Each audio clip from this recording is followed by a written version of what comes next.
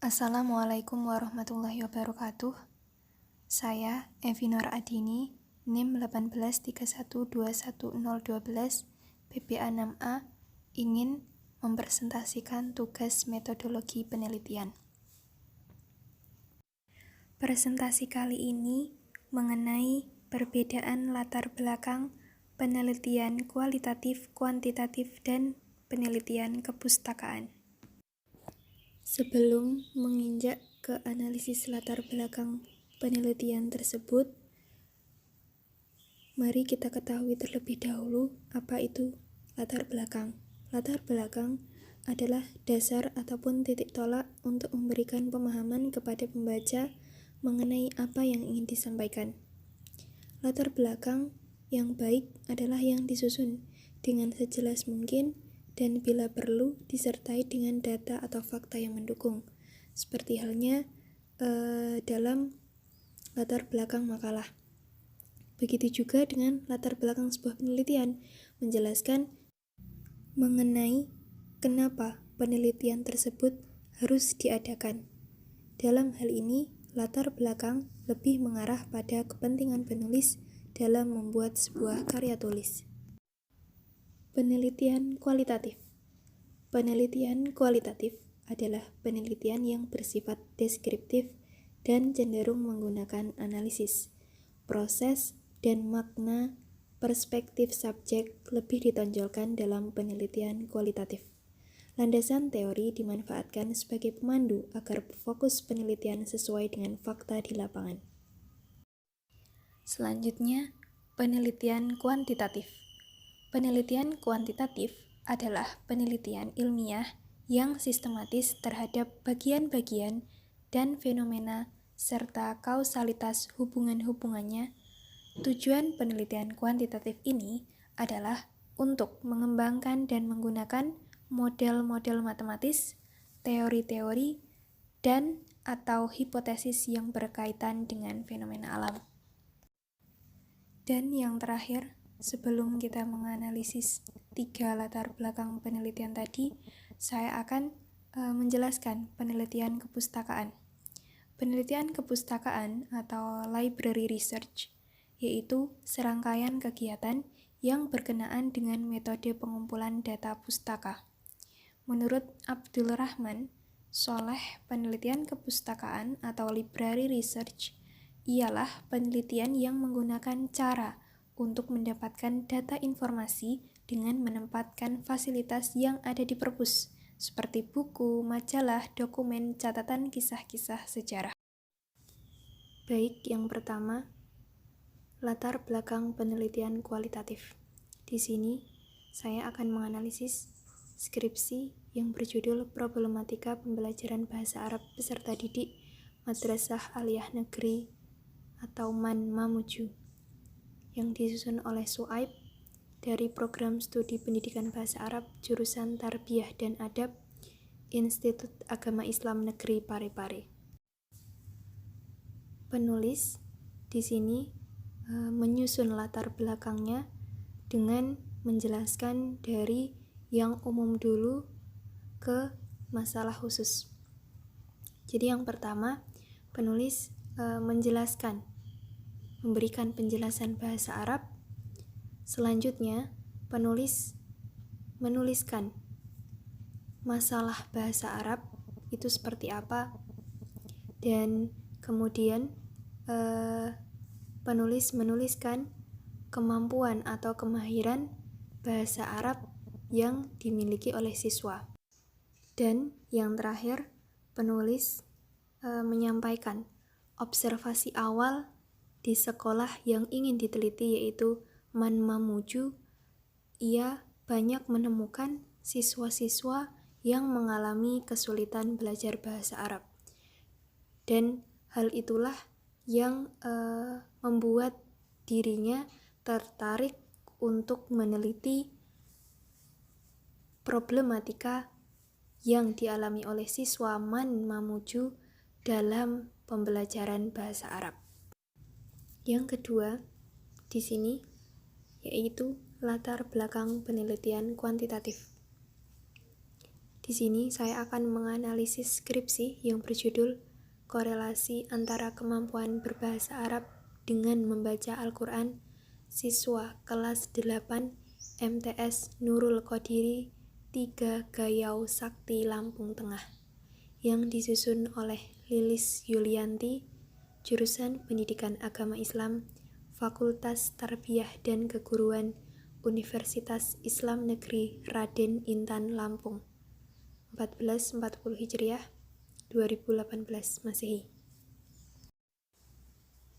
Latar belakang penulisan kuantitatif ini, penulis yang pertama menuliskan penjelasan umum, kemampuan dalam membaca Al-Quran. Semua hal yang terkait dengan membaca Al-Quran dijelaskan oleh penulis. Dan yang kedua, ditemukannya masalah di MTS Nurul Qodiri 3 Gayau Sakti. Penulis menemukan masalahnya di sekolah ini. Selanjutnya, penulis menuliskan pentingnya membaca Al-Quran, dan kemudian penulis menuliskan nama dan istilah lain dalam memaknai Al-Quran. Selanjutnya, penulis menulis hasil wawancara dengan guru bahasa Arab, dan dilanjutkan dengan menuliskan faktor-faktor yang menjadi pendukung pelaksanaan pembelajaran bahasa Arab. Setelah itu, ditampilkan tabel yang di situ berisi data hasil prasurvei kemampuan bahasa Arab, dan selanjutnya yaitu data hasil prasurvei kemampuan membaca Al-Quran. Jadi di sini penulis mencari data terlebih dahulu bagaimana para siswa kemampuannya dalam berbahasa Arab dan bagaimana kemampuan siswa dalam membaca Al-Quran. Penulis ingin tahu lebih dalam, lebih lanjut mengenai korelasi keduanya di sekolah ini. Jadi, dalam penelitian kuantitatif ini, di sini penulis menuliskan latar belakang, menyampaikan masalah umumnya dulu. Setelah itu, penulis menuliskan masalah tersebut ada di sekolah ini. Dan selanjutnya penulis memberikan penjelasan umum lagi, memberikan data-data, dan setelah itu penulis mengakhiri latar belakangnya karena sudah mengetahui data atau fakta yang ada di sekolah tersebut. Untuk mengetahui lebih lanjut adakah korelasi antara kedua variabel ini, yaitu tentang kemampuan berbahasa Arab dengan kemampuan membaca Al-Quran. Dan yang terakhir, latar belakang penelitian kepustakaan. Di sini saya akan menganalisis skripsi mengenai penelitian kepustakaan yang berjudul Analisis Resepsi Sastra terhadap Novel Banat Ar-Riyad karya Raja Al-Sania yang disusun oleh Dwi Lestari, mahasiswi Program Studi Bahasa dan Sastra Arab, Fakultas Usuluddin Adab dan Humaniora, Institut Agama Islam Negeri Salatiga tahun 2019. Penelitian kepustakaan ini latar belakangnya dimulai dari pengertian sastra secara umum dan dalam bahasa Arab seperti apa.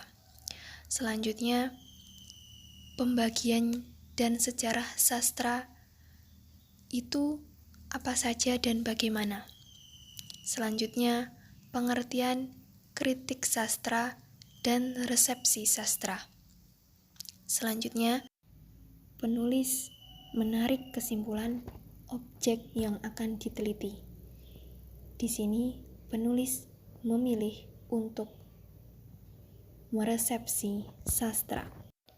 Kemudian, penulis memilih novel yang akan diteliti, yaitu novel Banat Ar-Riyad. Dan Penulis juga memperkenalkan, mengidentifikasikan novel Bennett Aryat ini dan juga menceritakan apa saja isi novel tersebut. Dan yang terakhir, peneliti berusaha mengungkapkan respon pembaca setelah membaca novel tersebut.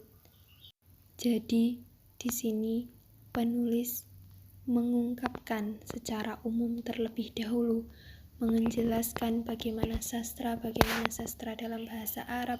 Setelah itu, bagaimana apa yang akan dilakukan terhadap sastra tersebut, dan akhirnya memilih untuk resepsi novel. Dan pada akhirnya penulis ingin mengetahui lebih lanjut, lebih dalam terkait dengan respon pembaca dengan adanya novel tersebut. Jadi penelitian ini menjelaskan secara umum terlebih dahulu dan mengerucut ke masalah khususnya. Demikian presentasi analisis latar belakang penelitian kualitatif, kuantitatif, dan kepustakaan. Terima kasih. Wassalamualaikum warahmatullahi wabarakatuh.